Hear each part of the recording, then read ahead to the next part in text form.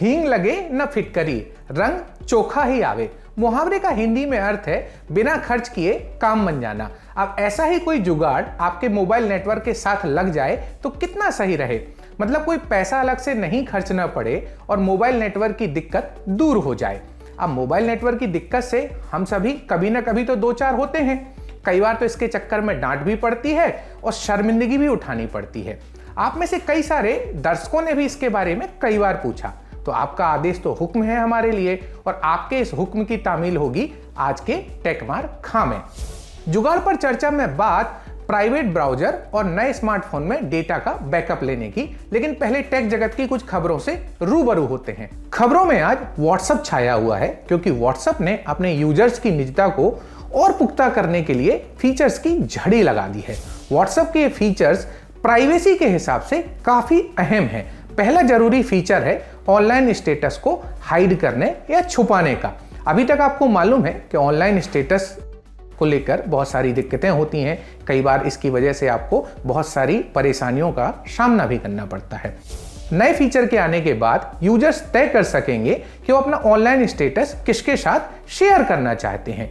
App में पहले से जो प्राइवेसी के फीचर्स मौजूद हैं या जो कंट्रोल मौजूद हैं, उन्हीं कंट्रोल की तरह अब आप तय कर पाएंगे कि आपको ऑनलाइन एवरीवन मतलब सभी को दिखाना है, सिर्फ अपने कॉन्टेक्ट्स को दिखाना है, या सिर्फ कुछ कॉन्टेक्ट्स को दिखाना है, या किसी को भी नहीं दिखाना है। ये सेटिंग्स में जाकर आप तय कर पाएंगे। दूसरा फीचर है ग्रुप से चुपचाप बाहर जाने का।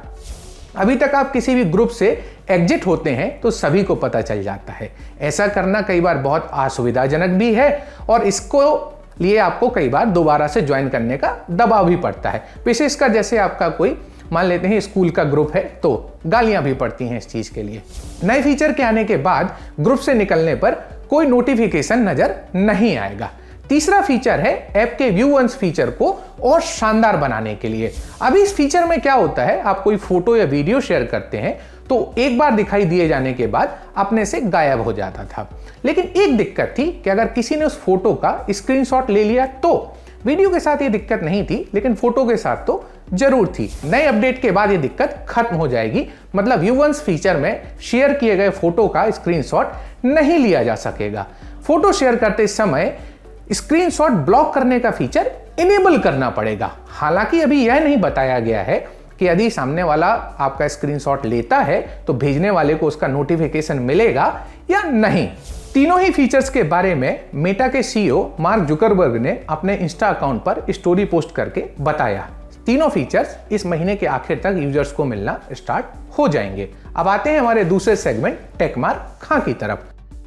मोबाइल नेटवर्क कम होने, खराब होने से हम सब कभी ना कभी परेशान जरूर होते हैं। बात सिर्फ किसी बिल्डिंग के बेसमेंट की नहीं या बहुत सघन बसे हुए घर की नहीं है। कई बार एकदम खुले में भी, ओपन एरिया में भी नेटवर्क की डंडियां नहीं आती हैं। अब ऐसी कोई जगह पर आप थोड़ी देर के लिए हैं तो कोई बात नहीं, लेकिन आपका घर या ऑफिस उसी जगह पर पड़ता है तो मुसीबत से पीछा छूटना मुमकिन नहीं है। ऐसे में तकनीक का एक नायाब नमूना आपकी खूब मदद कर सकता है। नायाब तो है, लेकिन चर्चा थोड़ी कम होती है और इससे जुड़े कुछ मतभेद भी हैं। हम बात कर रहे हैं वाईफाई कॉलिंग की। नाम सुनते ही आपके मन में आएगा यार इसके लिए तो वाईफाई लगाना पड़ेगा।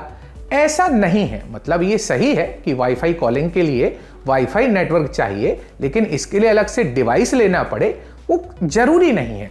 अब ये होगा कैसे वो हम आपको बताते हैं, लेकिन उसके पहले थोड़ा ये जान लेते हैं कि आखिर वाईफाई कॉलिंग काम कैसे करती है।